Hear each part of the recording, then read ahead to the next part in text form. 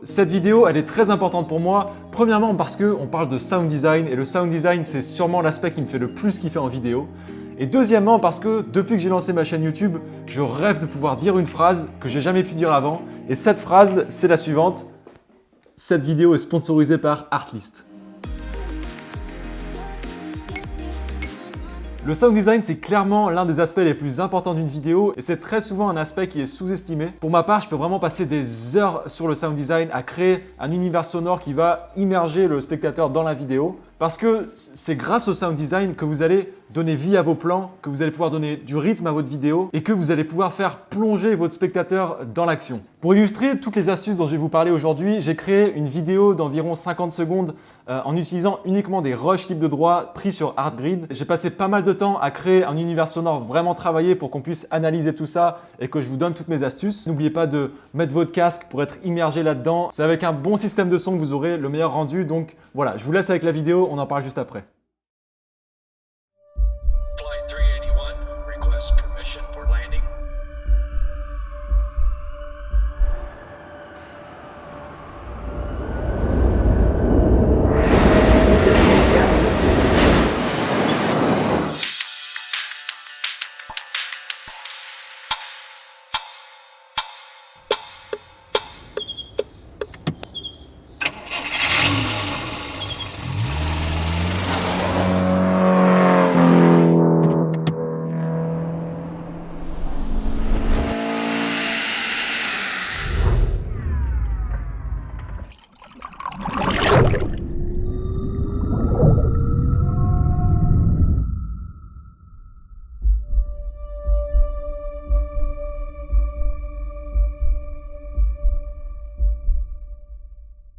Pour ceux qui ne savent pas encore, Artlist, c'est un site où vous pourrez trouver des milliers de musiques libres de droit pour vos projets perso mais aussi pro. Vous pouvez utiliser ces musiques sur n'importe quel projet et vous pouvez aussi retrouver des milliers d'effets sonores, des SFX comme on appelle ça, pour créer un sound design très travaillé, très pro. Cette vidéo, c'est aussi l'occasion de vous dire que Artlist vient tout juste de lancer un challenge vidéo avec plus de 10 000 $ de matos vidéo à gagner. Le but de ce challenge, c'est de créer une vidéo de 45 secondes à 1 minute en utilisant uniquement des effets sonores et des musiques qui viennent d'Artlist. Donc si vous avez un abonnement sur Artlist, impeccable, et si vous n'en avez pas, vous avez juste à créer un compte et vous pourrez quand même avoir accès à des effets sonores et à des musiques proposées par Artlist. Une fois que vous avez terminé votre vidéo, vous avez juste à la publier sur Insta en 3 formats différents sous forme de carrousel. Premier format, il faut montrer la timeline avec la musique et les effets sonores. Deuxième format, la timeline avec uniquement les effets sonores. Et le troisième format, c'est votre vidéo finale sans la timeline. N'oubliez pas d'ajouter le hashtag ALSFXChallenge et de taguer Artlist dans le post. Le challenge a déjà commencé, il a commencé le 21 avril et vous avez jusqu'au 5 mai pour poster votre vidéo sur Insta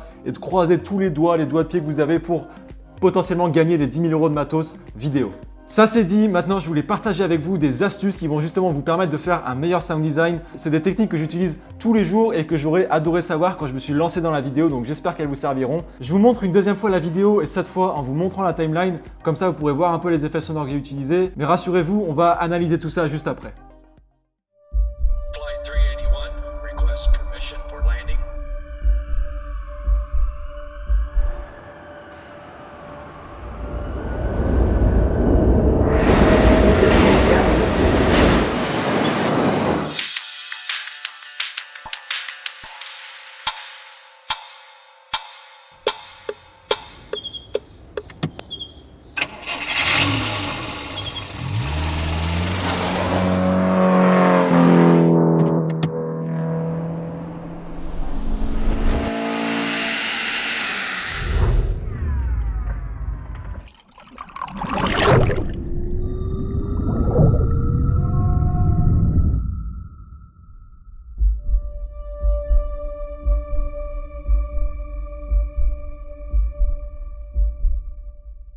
Première astuce que j'ai à vous donner, c'est d'utiliser plusieurs effets sonores sur chaque plan. C'est en combinant les effets sonores qu'on va réussir à créer la magie, j'ai envie de dire. Pour ça, je vais vous montrer une technique très simple qui va vous permettre de pouvoir trouver des effets sonores qui sont complémentaires.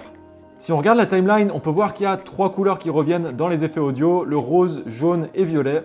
Et c'est tout simplement parce que j'utilise 3 différentes catégories de sons. Donc comme vous pouvez le voir, il y a beaucoup de jaune un peu partout. La couleur jaune, ça va être tous les sons ambiants. C'est les sons qui vont animer l'action, par exemple un son de voiture, un son d'oiseau, quelque chose qui va illustrer l'action et pour moi, c'est vraiment les sons les plus importants. Ensuite, on passe sur la couleur rose. Donc ici, on va retrouver tous les sons que j'appelle atmosphériques. C'est eux qui vont provoquer une émotion, qui vont donner un ton à la vidéo, donc tristesse, suspense. C'est des sons plus discrets, mais ils sont hyper importants parce que, encore une fois, c'est eux qui vont créer l'émotion. Là, ça vient renforcer le côté intrigue, on sait qu'il se passe quelque chose. Encore une fois, c'est quelque chose de très discret, mais ça apporte beaucoup sur la vidéo finale. Et ensuite, on passe au violet. Donc là, ça va être tout simplement les whoosh, les risers, tout ce qui va vous aider à faire des transitions. Juste ici, par exemple. Un petit whoosh, rien de plus compliqué. Donc ça, pareil, on trouve sur Artlist, il y a des milliers de différents choix de whoosh. Ici, même chose, vous allez voir, il y a deux transitions whoosh. J'ai jamais dit autant le mot whoosh, whoosh, whoosh, whoosh. En même temps que ces deux whoosh, il y a un riser qui monte, qui monte, qui monte et qui va s'arrêter sur l'action d'après. Donc là, si on écoute,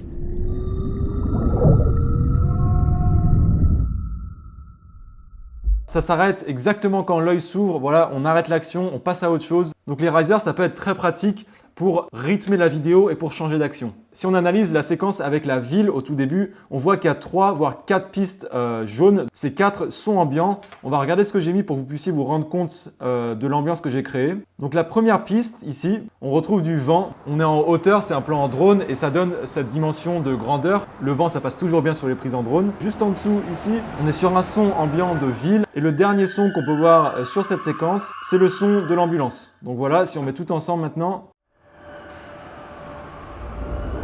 Voilà, c'est pas un seul son que j'ai trouvé sur Artlist, c'est une combinaison de 3 sons. Encore une fois, c'est important d'utiliser différents sons, de tout combiner ensemble pour pouvoir créer son propre univers sonore et avoir quelque chose de très quali. Ça, c'était pour la première astuce. On passe à la deuxième chose dont je voulais vous parler et c'est d'utiliser le sound design pour faire des transitions. Et là, je ne parle pas des simples whoosh qui vous permettent de passer d'un plan à l'autre. Ça, c'est la base. Beaucoup de monde fait ça. Mais là, je vais vous parler de quelque chose d'un peu plus poussé, d'un peu plus intéressant et créatif. Si on regarde ce plan juste ici, on va passer de l'horloge à un clignotant. Deux choses qui n'ont clairement rien à voir l'un avec l'autre. Mais justement, ce qui va provoquer une transition qui fonctionne, c'est le sound design. Donc ici, on peut voir qu'il y a le sound design de l'horloge avec un rythme continu, forcément parce que c'est une horloge. Et le clignotant que j'ai calé exactement sur le bon rythme. Donc là, on passe de 2 plans qui n'ont rien à voir l'un avec l'autre, mais la transition fonctionne parce qu'il y a quelque chose qui les lie. C'est une transition sound design. Autre exemple, ici, on va passer d'une voiture de sport à un mixeur. Donc globalement, il n'y a pas grand-chose qui lie ces deux machins. Mais là encore, ce qui va faire que ça fonctionne, c'est que le bruit de la voiture et le bruit du mixeur se ressemblent à peu près. En jouant bien avec les fondus, on va pouvoir passer d'un son à l'autre fluidement et du coup faire une transition qui fonctionne.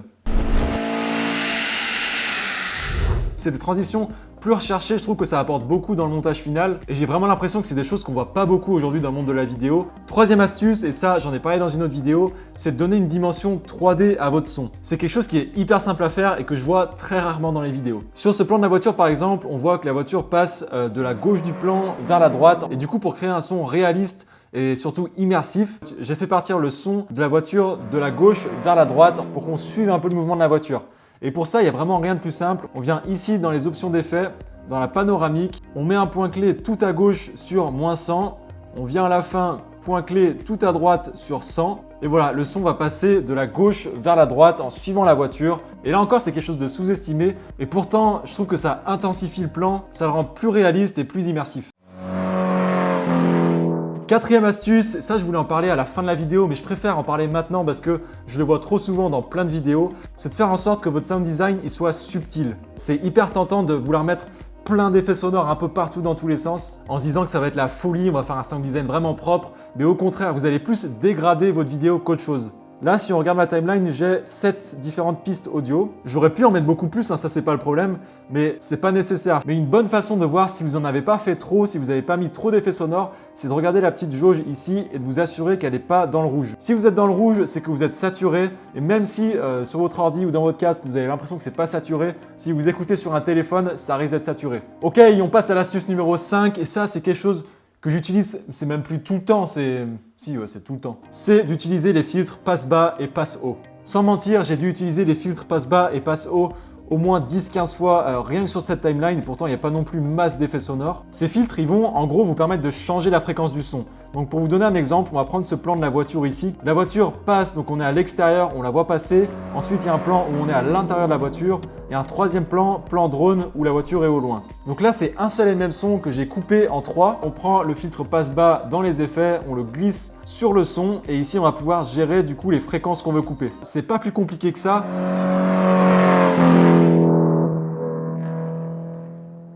Donc ça, c'était pour le passe-bas. Et pour vous montrer un autre exemple avec le filtre passe-haut, on va prendre le plan ici où la fille, elle écoute sa musique dans son casque. Pour faire ça, j'ai juste pris une musique au pif sur Artlist, un truc assez rythmé. J'ai fait glisser le filtre passe au-dessus. Donc là, ça fait l'effet inverse. On coupe toutes les basses fréquences et ça donne l'impression que la fille est dans sa bulle, elle écoute sa musique. C'est comme si vous étiez dans le métro et que vous entendez quelqu'un à côté avec ses écouteurs. C'est le même son.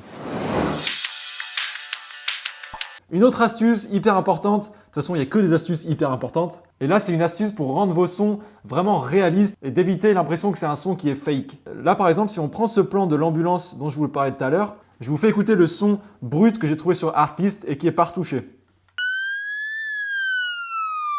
Donc là, clairement, le micro, il est situé juste à côté de l'ambulance. Donc vous vous doutez bien que ça n'allait pas du tout fonctionner avec l'effet que je voulais donner, cet effet de grandeur. On est au-dessus de la ville, plan en drone. Là, le son, il n'est pas du tout réaliste dans l'environnement que j'ai voulu créer. Et donc, pour le rendre plus réaliste, il y a un outil dont je me sers très souvent qui s'appelle la réverbération surround. Donc là, on tape dans les effets réverbération surround. On va venir cliquer sur modifier juste ici.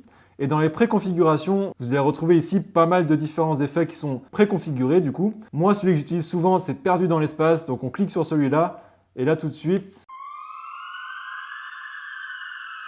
j'ai rien modifié de plus. Et là, le son, il fonctionne beaucoup plus. Donc on peut le rendre encore plus réaliste en modifiant par exemple la taille de la pièce, etc. Et voilà, je vous recommande vivement d'utiliser la réverbération surround sur pas mal de plans si vous avez l'impression que le son n'est pas assez réaliste. Donc on a vu comment rendre un son plus réaliste et maintenant je vais vous montrer comment transformer un son pour changer complètement un son pour le faire devenir autre chose. On va prendre l'exemple ici de ce beau petit poisson. Je pense que personne ne sait exactement quel bruit fait ce poisson. Autant une vache, tu sais quel bruit ça fait, un cheval, tu sais quel bruit ça fait, mais ce type de poisson, j'avoue, aucune idée. Donc j'ai tapé sur Artlist animal et l'un des premiers sons qui est sorti, c'est celui-là. Je vous le fais écouter brut, sans retouche, rien. Donc, clairement, quand j'ai entendu ce son, je me suis dit c'est un mélange entre un éléphant et un chat qui est en train de se faire égorger, mais qui a la flemme de crier. Bref, quand on entend ça, on se dit pas que c'est un poisson, quoi. Et finalement, j'ai quand même utilisé ce son pour venir illustrer ce poisson. Ce que j'ai fait, je suis venu ralentir le plan à 50%. Donc, ce que ça va faire, ça va changer le son. Quand vous changez la vitesse d'un son, ça va complètement le changer. Donc là, je me suis mis à 50, on l'écoute. J'ai rajouté ma petite reverb. Et quand on combine ce son avec tous les autres sons que j'ai utilisés pour cette séquence, ça paraît plausible, on a presque l'impression que c'est vraiment ce poisson qui a poussé ce cri. On va parler rapidement de la musique parce que ça fait partie intégrante forcément du sound design, même si sur cette vidéo j'en ai pas mis parce que je voulais vraiment vous montrer le travail que j'ai fait sur les effets sonores. Mais c'est hyper important de trouver déjà la bonne musique qui va correspondre au ton que vous voulez donner à la vidéo. Et ce qui est hyper important à faire, c'est d'utiliser les moments clés de la musique pour construire votre montage. Quand la musique est en train de monter et qu'il y a un drop, c'est hyper important sur ce drop qui est un changement de plan, qui est quelque chose qui se passe. Il ne faut pas que la vidéo continue sur sa petite lancée avec ses petits cuts tranquillou pépouze. Il faut que ce soit un moment poignant dans la vidéo. Par contre, quand je dis ça, il faut vraiment faire attention de ne pas justement monter la vidéo sur tous les cuts de la musique. Il ne faut pas que vos plans changent sur tous les temps, parce que sinon votre vidéo elle va ressembler à un métronome. Il n'y aura pas du tout de nuances dans la vidéo et ça va être long à regarder, ça va pas être agréable. Ça c'était un petit point sur la musique. Et maintenant, une petite astuce aussi pour quand vous êtes en tournage surtout, c'est hyper important de capturer tous les sons que vous allez filmer. Et les sons les plus réalistes que vous allez pouvoir avoir, c'est simplement en les capturant vous-même. Il vous faut un bon micro sur votre boîtier. Le nombre de fois, par exemple, que j'étais en vidéo événementielle et que j'ai utilisé les applaudissements du public pour les mettre sur mon montage final, c'est vraiment quelque chose que je fais tout le temps. Si vous êtes en train de filmer par exemple une rivière, vous êtes proche de la rivière, le vrai son que vous allez capturer le jour du tournage, vous ne pourrez pas faire plus réaliste, forcément. Donc n'oubliez pas d'avoir un bon micro sur votre boîtier et d'enregistrer le son tout le temps, ça peut beaucoup vous servir quand vous faites votre montage et que vous passez du temps sur le sound design. Voilà, j'espère qu'avec tout ça, vous aurez appris pas mal de choses et que ça vous aidera à faire un sound design vraiment travaillé sur vos prochaines vidéos. Je vous mets toutes les informations par rapport au Challenge Artlist dans la description. Je vous mets aussi mes liens d'affiliation si vous voulez justement prendre une licence Artlist ou Artgrid. N'hésitez pas à me dire dans les commentaires si cette vidéo vous a plu. Merci beaucoup de l'avoir suivi jusqu'ici d'ailleurs.